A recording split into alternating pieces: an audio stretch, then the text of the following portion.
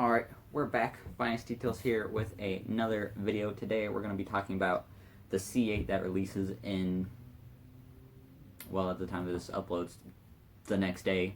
This will be uploading on the 17th. Now obviously, see by the date, the C8 will be out or revealed on the 18th. And that is a big deal for especially American cars, since the Viper is no longer being produced. We don't really have an exotic anymore, because the Viper was always kind of thought to be America's exotic car. But it's no longer in production. Dodge feels that it's not quite worth it right now to be making it, which is understandable. It's a lot of time and effort to put into a vehicle like that maybe doesn't sell quite as well as its competitors, even though it is phenomenal. I mean, look at the Nürburgring times. They're just stupid, especially for even the 2000s and, like, I want to say 1999 Viper still does amazing. But today we're talking about C8, and if the C8 deserves to be a supercar. So what do I mean by that? The current C7, even though the ZR1, C7 ZR1, 750 horsepower, 750 torque, is still not quite considered a supercar. It's not quite with McLaren, Lamborghini, Ferrari, Porsche, stuff like that, or higher end Porsche. Not quite your Porsche Boxster and things like that. It is still in this sports car category. And especially with vehicles like the Supra and stuff coming out that are kind of starting to fill into the sports car area, I think the Corvette deserves a bit more credit. So this is a very weird one because it does come with options. It comes with trim levels and things like that. Most of the supercars that list off, like 720 or 570, 720 from McLaren, your Huracans, your Aventadors, those are, I guess the Aventador does have a couple, Huracan has a couple different trim levels, the Ford GT, your Ferrari 488s, things like that, your Audi R8s. They do have little levels, like the Audi R8 has the V10 and the V10 Plus. The Plus does give it a bit more horsepower, but doesn't really change the vehicle a lot. Whereas if you look at, say, a Corvette Stingray to a Corvette Grand Sport, and then those aren't too different. They're pretty normal. But once you get up to Z06, that's pretty intense from the normal one. You're going from naturally aspirated about 450 horsepower to 650. And then if we go Stingray to ZR1, those two don't even relate.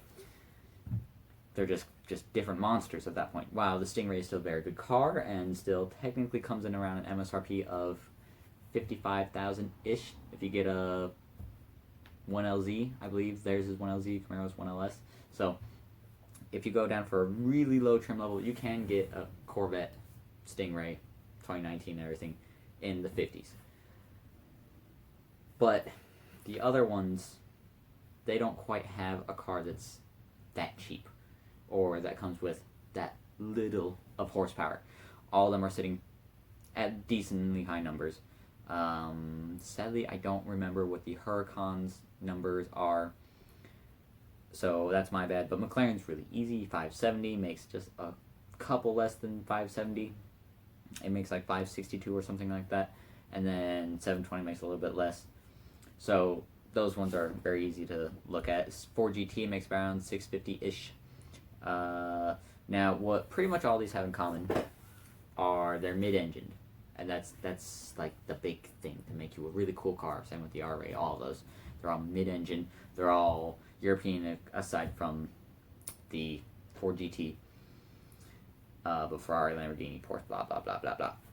They all come in the same territory, and they all kind of invoke the same driver's feeling, things like that. You look at one and you go, wow.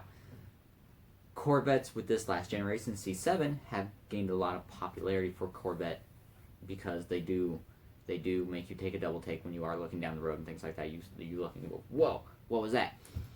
Because they look cool, they're aggressive, they're more towards the younger crowd. They're not grandpa's Corvette anymore, especially with channels like Street Speed 717 proving how good they are compared to other vehicles. So all those have mid-engine, high horsepower numbers, and their looks. They all look crazy and different in their own way.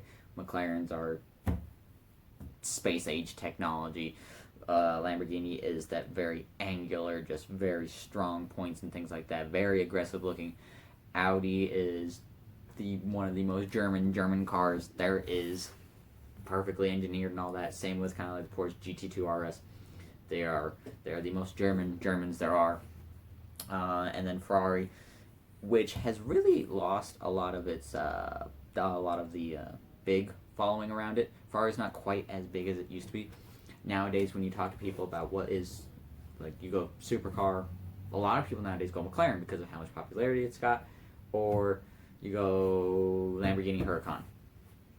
I feel like those are the two most popular, mainly from mainstream YouTubers and things like that. There are a couple really weird ones in there, like the Lotus Evora, maybe Noble M600. There's a couple weird ones. Spiker C8.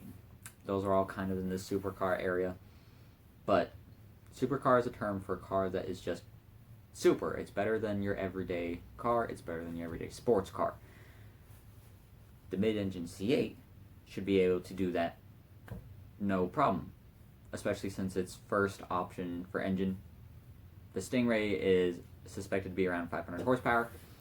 The Z06 and even a possible ZR1 model, of course, it's all talks. There's talks of having a 1,000 horsepower hybrid version, and if it gets to 1,000 horsepower, I swear to God, if it's not considered a supercar, I'm going to freak out, because at that point, what is it? It's not a 1,000 horsepower sports car. No. It's got the engine in the back. It's got especially from the leaked shots over the last couple days, it's got I like the looks. It's got the massive side intakes and things like that. It's got the engine in the middle. It's got the specs. The interiors have gotten way better using Alcantara, using very nice leathers and things like that. The infotainment and stuff is all where it needs to be. But for some reason, the rest of the world, maybe because of the American car and things like that, and Corvette's been around for a long time, and again, it's got a lot of models and stuff, maybe because it's more, even more available to the lower end market and things like that, that it's just never given quite the time of day. But the mid-engine should be able to change that around. At least I think it deserves it. So those are my thoughts on the C8 and why it should be a supercar. There's no reason why it shouldn't be a supercar at this point.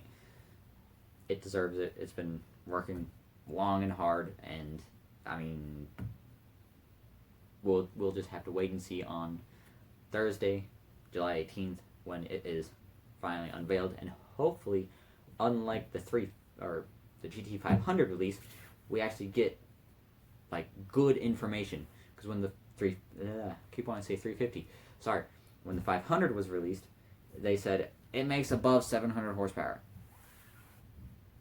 Okay, they said that for months, and then finally they revealed that 760 and things like that. But they revealed the car without even saying all the information. So hopefully Chevrolet doesn't do that.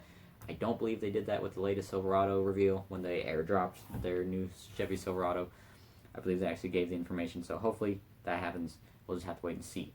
And I know everyone will be making a video on it. I'll probably do some take on it. We'll see if I can do anything a little different than everyone else. But as always, just your viewership is appreciated. And if you're feeling in the mood, like, comment, subscribe. If there's anything that you didn't like about the video or did like, leave it in the comments.